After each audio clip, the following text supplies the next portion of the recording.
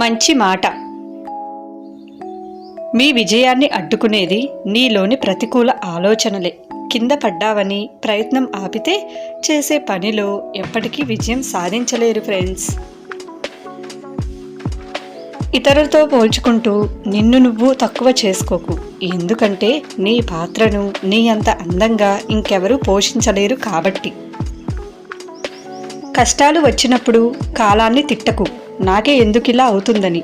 ఎందుకంటే కాలం మంచి ఆటగాడికే పోటీ ఇస్తుందే కానీ చేతగాని వాడికి కాదు.